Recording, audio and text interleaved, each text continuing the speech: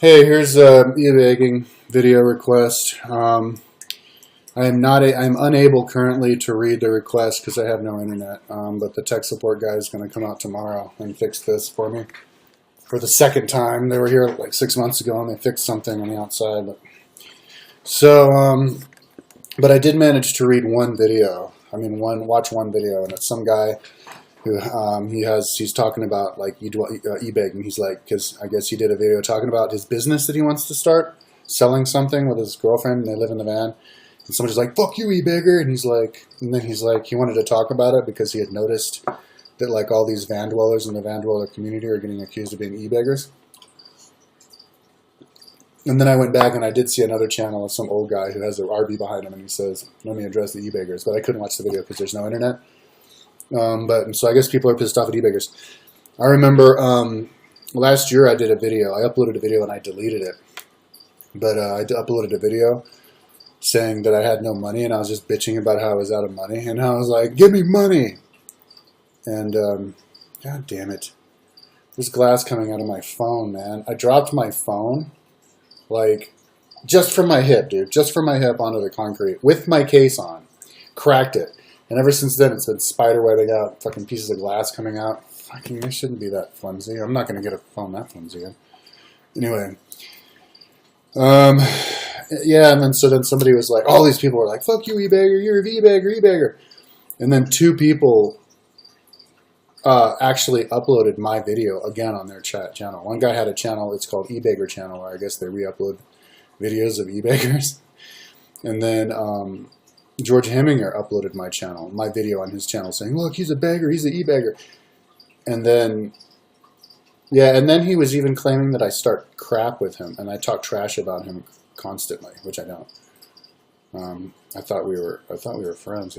Somebody wanted me to do a video about him, and I did, and he liked it. But then he disappeared. So, and he was kind of like an e-beggar van dweller, pretending to be every once in a while. I researched him a little bit for a request video. So, and he used to be one of my commenters and requesters. I actually have I did it, and then I did that e-beggar video or I guess it was my e-beggar video that I deleted. And then I commented on that video was Bayward, who's a van dweller. And he's like, "Oh, I'm an e-beggar. Check out my e-beggar video." So I checked it out, his video. He's like, "Every single video I'm an e-beggar." So I watched this video, and at the very end, he goes, "Oh no, my piggy bank's empty. You want to fill it?" But Bayward, he commented on one of my videos a couple days ago saying he wanted to come and hang out with me. So when he comes and hangs out with me, we'll get really high and we'll talk about e-begging. Because he's an actual self-professed e-beggar. So, and I guess I'm more, even if people could look at me technically as more of an e-beggar than the average, because I went above beyond in the Call of Duty of clicking donate button. Well, they didn't have donate buttons when I was doing my van videos. They didn't even have monetized videos when I was doing my van videos. Only the last 2 months. So, before my van broke down. So, but I have a section on my website where I have like the 100 top donators to my website, if they like my idea. Because I'm eventually going to become a professional marketer, e-beggar, whatever you want to call it, for bike school. I'm going to ask money from the government. So I'm going to go in my room now.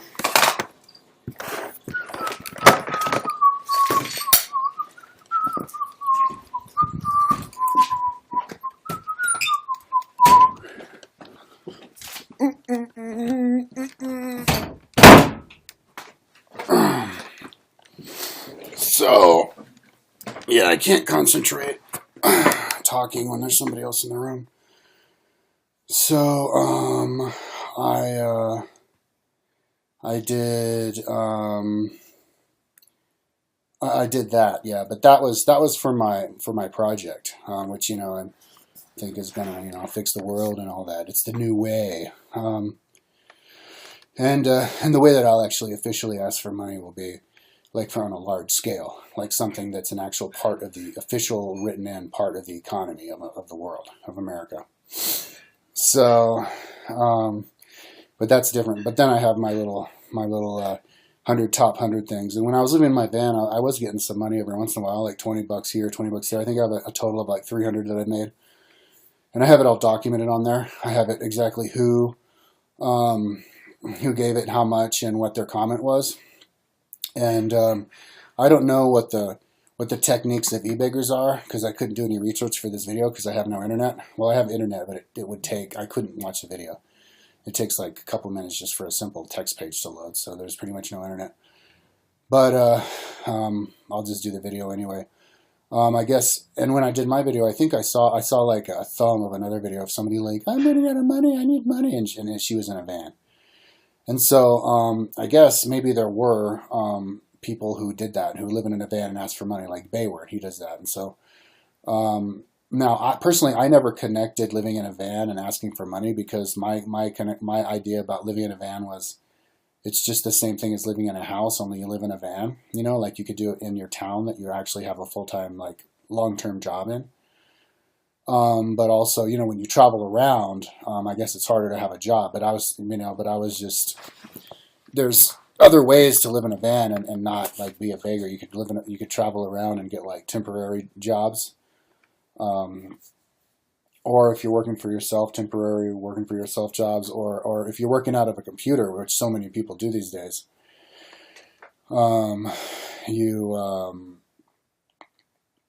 you could do that, travel around. A lot of people do that. I was getting a little bit extra money, which allowed me to live in my van when the way that I was doing it. I wasn't driving around. Like I was living in my van. I guess different people live in vans for different ways and different reasons. Some people want to travel. I mean, and I liked all those reasons, but the main reason that I lived in my van was so that I would spend less time working, and I guess have less distractions and stuff. So so it was for my work. I could focus on my work because I wasn't making money with it, so I had to just not spend any money. And so like I wasn't driving around, and I was just eating canned vegetables and stuff, so my overhead was really low. But people who just want to get money for living in their van, like Bayward, I don't understand that at all, because it's like who's gonna do it? Who's gonna give you money? You know, there's no fund set up to do that.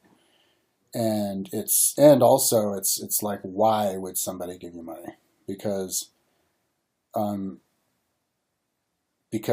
mean, like, because you're living in a van, like why? Because it's supposedly harder to get a job if you're living in a van traveling than it is if you're just staying put.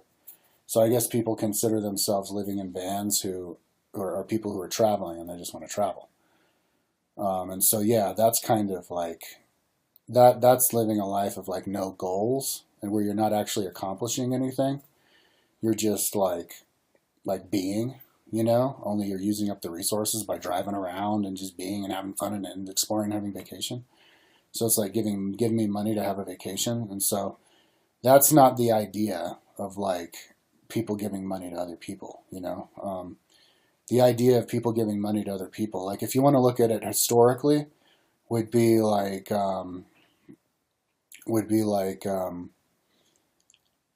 you have rich people, and then you have poor people, and you know, and then once the economy gets more like settled in, you would even have like funds for the common people. Like in ancient Rome, they had bread. They gave bread and grain to the common people. It was like enough to live on, you know. So a lot of the common people in the city of Rome didn't even have to work. It was, and they just went and they'd go watch the gladiator games, and then they go home and eat their bread, and you know, and so they kind of became a bunch of like loafs who didn't do anything. And that's one of the reasons that the Roman Empire crumbled.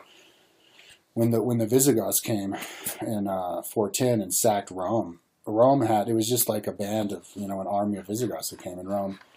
You know, their Praetorian Guard and their citizens, they couldn't fight or do anything, so they just kind of got their asses kicked, you know. But and then that led to the fall of the empire. And Edward Gibbon, when he mentioned that, noted that in 390 BC, when the Gauls attacked and sacked Rome, they actually damaged Rome more, and then Rome bounced back because they were workers. And so I think that's what people are addressing when they're talking about e-beggars, bummed out about e-beggars e-begging. They're like thinking about those types of people who helped crash Rome. Um, um, who are just sitting around and eating their bread and watching the gladiator games. It's kind of similar to our society. People just sitting around and watching TV. Like maybe like people who are living in vans. I don't know what they say they're doing, but I've seen a couple of them, and I've never mentioned anybody like working on some big project. Beyond just, I haven't even seen anybody doing showing their business except for that one guy. But nobody's done a project. They're just kind of like, hey, yeah, give me money to have fun, And it's like, if you want to do that, then you should be. That's what you believe in, and you want to do that, then you should try to fight to create some kind of system that pays out money for people. But if you're going to do that, you need to set up a system that, has like the checks and balances. Make sure that people are actually doing something and not just being lazy oafs, because that's what helped crash Rome. And so that's kind of what my bike school idea is. The government would give people money, and their job would be to ride their bike all day long. But their responsibility, and then do the audiobook at the end and talk about the audiobook that they listen to in the bike ride. So the responsibility would be listening to the audiobook. Talking about the audiobook that they listened to on the bike ride that day. So that's like the checks and balances, or that's like the thing that keeps them going. That's the thing that motivates people to actually make it worthwhile and make people actually work. Not just get the money and loaf around. And like who would do that anyway? That you'd be a poser. You'd feel like an idiot. And so that's the kind of social program that I'm thinking of. But just like beg, because then you're just going to get a bunch of bums, doing nothing. And like what if you give a bunch of people a whole bunch of money, like enough to do whatever, to just drive around, and there's no expectation. They'll just drive around and they'll just sit on their asses and do nothing. You have to actually create like a framework. For some reason, my $2,500 Macintosh suddenly stopped fucking recording the video while I was in the middle of a sentence. So luckily it saved, and now I get to talk again. So I was talking about, something that's going to motivate people to do stuff. People, are just going to, that's why we have schools, and with the curriculum and goals and small term and large term goals. If you don't provide, like, I don't need that. I'll create it for other people. But normally people need somebody like me to create it for them. Otherwise, they'll just sit around and do nothing. Just play video games or be passive, watch TV. And so just giving people money to live in their cars, and then just, say live, now wouldn't work. Maybe in the future, in 100 years, once we have a society actually grown, like you want to look at a society as a person who you send the person to jail, to school. You teach them this over years, and over a course of years, they've turned into something, actually solidified into an actual person. And so giving a bunch of people a bunch of money to just live in their van now, even if we had it, and we don't. Well, I guess you could take money out of the army, but right now they wouldn't do anything. But if you give people a system, and goals and all of this other stuff to do, then people would do those things, motivate other people to do those things and strive, and make them believe that they can do it and they can have fun doing it, because otherwise they think it's just too hard and not fun, like riding all day long. And then it would catch on, and then maybe in 100 years you could kind of just give people money, and then people would go off and have fun and do stuff. I think that's what they're kind of talking about, the long term. Maybe when we have a perfect utopian world, you just give people money to live, and that's what they're thinking. They're like, "Hey, give me money to live," but we're not, we're not at that level yet in society. So if you just want to be a person who just wants to, you should find a job or a hobby or something, and then just live in your van, and then you're saving money, and it's better than just living in an apartment. But it's kind of like living in your van and not working in the same thing is stupid. Now, that being said, maybe there are people who I mean, it's also, it's not the fault of people who are living in vans asking money, but people having um, a bad view of people who are living in vans. You know, like me, I get a lot of shit for like being a bum, even though all I do is work 18 hours a day on my website. And, and, so, like, for example, there's this guy, Aaron Coates, who did a video. When I did my video last year, when I was complaining about money, he actually did a video, like, chewing me out, like, filming me, saying, like, I'm an e-beggar and he doesn't like my lifestyle. So, but it's because I'm a stoner, you know? So, it's weird how people throw all these things together. Stoner, living in the van, e-beggar. It's like that hippie thing. So I think like in the past, it's just that reincarnational memory that's brought back people and annoying people of our past of what crashed Rome, just giving the Romans money to just eat grain and watch gladiator games. So you know, because that's one thing that, you know, because then all the barbarians said these fucking Romans, all they do is that, you know, let's just kick their ass, you know. So um,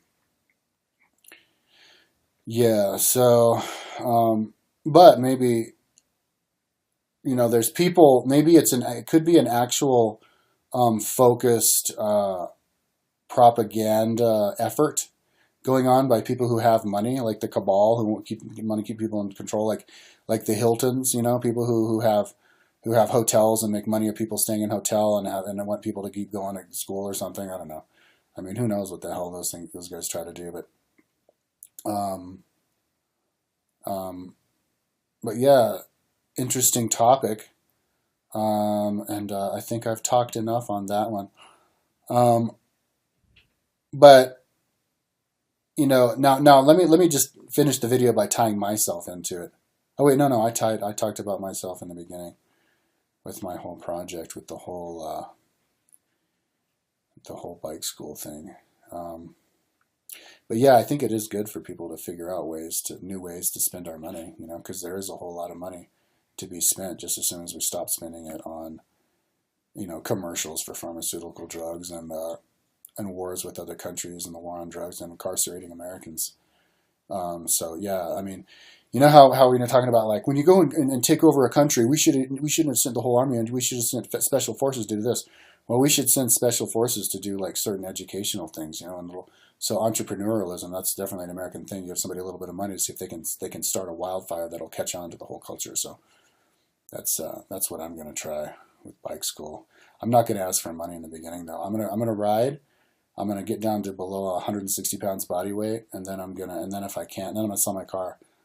And if I still like need money, I'll ask for money to get more bikes for the science, and I'll ask the money I'll start with big companies, and then like big foundations, educational foundations, and then big like companies having to do with what I'm doing, like bike companies, and then I'll go to one of those fund me sites, and then yeah, I'll let everybody know about my website, add ads to my website, that kind of stuff. But there's a lot of different ways to make money. But I think when people do go marketing, and this is kind of another video marketing, but when people do marketing, I think it should be fully transparent, step by step, where you explain it and you document it. That way, um, it makes everything so everybody knows who everybody's up to, and there's no like confusion. But also, it's educational for everybody else, so that we can all document what we're all doing and grow along the lines and figure out what we all believe about the best way to market. But also for yourself, you know, like if nobody wants to help you, then at least you can satisfy yourself that you're doing it right and that you're documenting it and that you're on a long term. And so like once you exhaust this, you have it all mapped out. I exhausted that avenue, and then I exhausted that avenue, you know, and just do it step by step. But okay, so that's what I think about e-begging on the van dwellers. Okay, peace out.